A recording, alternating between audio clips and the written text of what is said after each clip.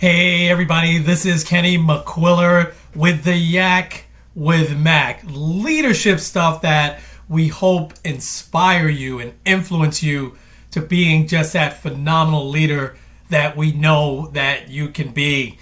And so I can remember, this is several years ago now, Hall of Fame basketball player Allen Iverson. He was taking a lot of flack for either not showing up to practice or when he was at practice, just really not trying his best. And so there's this famous press conference in which he kind of answers to that. And I don't know how many times he said the word practice, but it became comical. It almost became a little bit of a signature thing for him because he kept saying practice. He said a high-pitched voice, right? He said, practice? We talking about practice? We're not talking about the game. We're talking about practice. It was hysterical. His coach was Larry Brown at the time, and Larry Brown just really wanted him to come hard, play hard, and practice, and set a great example for everybody. I'm not taking any sides on what was right or wrong back then, because Allen Iverson couldn't get much better as a player. No one played harder than him when he was on the court.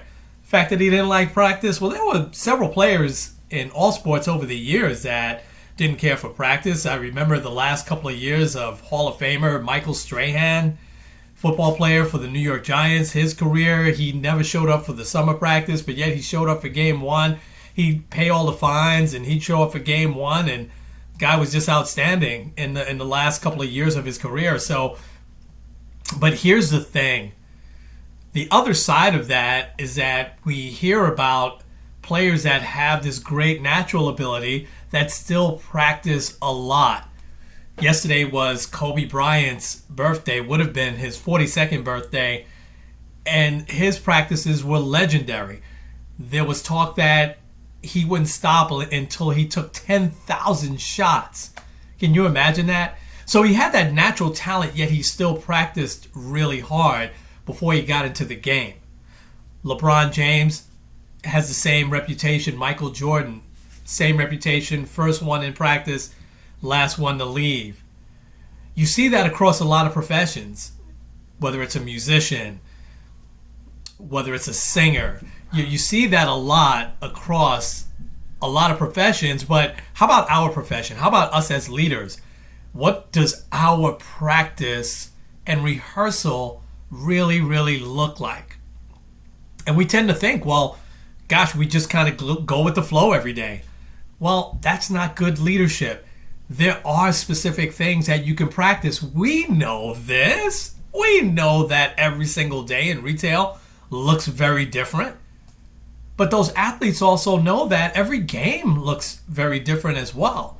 So why don't we take it upon ourselves to take it as seriously, because this is our career, whether we're making $10 million a year or $20 million a year, or we're making $10,000 or $20,000 a year, we should still want to practice and be the best that we could possibly be. So let me talk about some specific ways that leaders can actually practice before the lights come on. Because guess what? If you're running a retail store, once those doors are open, it's on. It's a little late to start to practice, right? Or start to prepare. And maybe we can replace the word practice with either rehearsal or preparing. So let's talk about preparing. Once those doors open, it's hard to do that, right? So if you haven't studied, so the first hint I want to give you is you want to study. This is the first piece.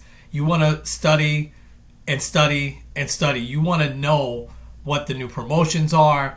You want to know everything about this whole new world that all of us are in, whether you're before with T-Mobile, before with Sprint, it doesn't matter. We're all in this new world now together. So you want to really study and know exactly what the policies and procedures are. You want to look at all the systems and make sure that you can be an expert, a subject matter expert on all those systems. So studying and reading is your first way that you can practice, rehearse, prepare. Second piece of advice that I want to give you is to build relationships. You see, you need those. We need people. You're not on an island by yourself. You're not in some store by yourself or a district by yourself.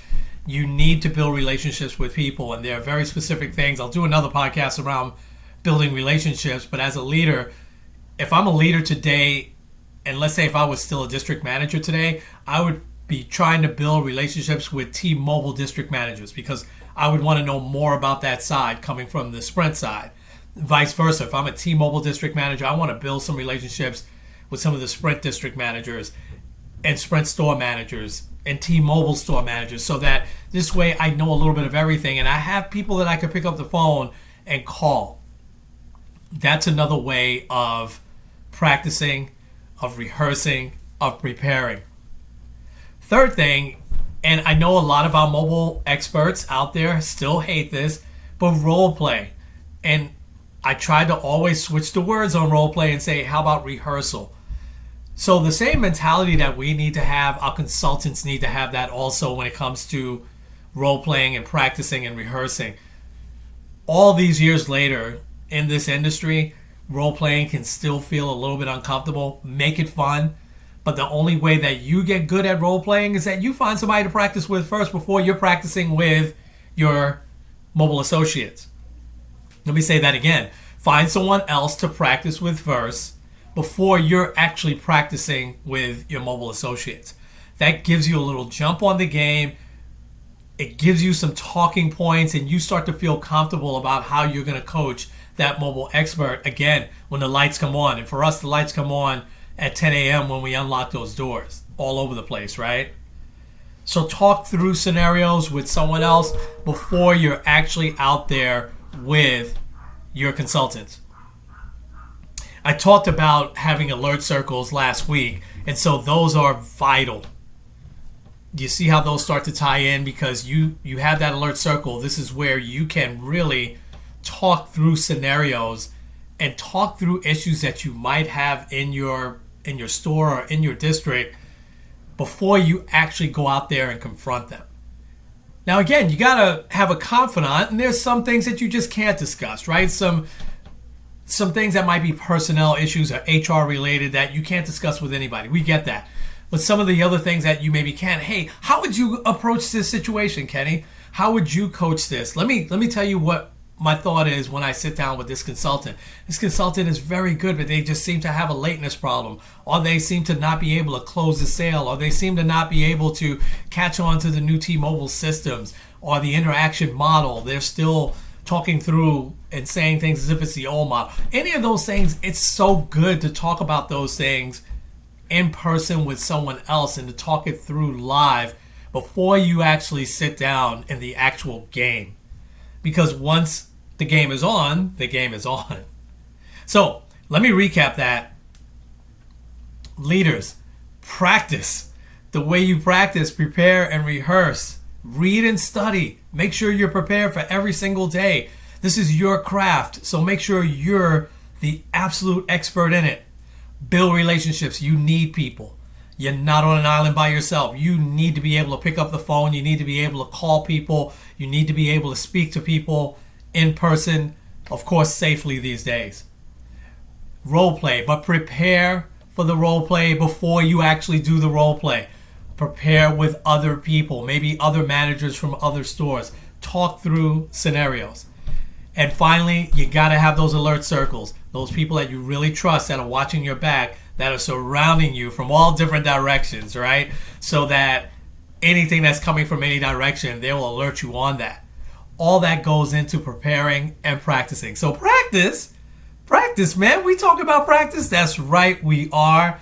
Let's change the paradigm. Let's make it so that this becomes embedded in our culture as opposed to you being the one that does all this stuff and you kind of stand out from the crowd. Let's spread the word that practice doesn't always make perfect, but it prepares you better for each and every day. So for now, this is Kenny with the Yak with Mac. We'll talk to you real soon.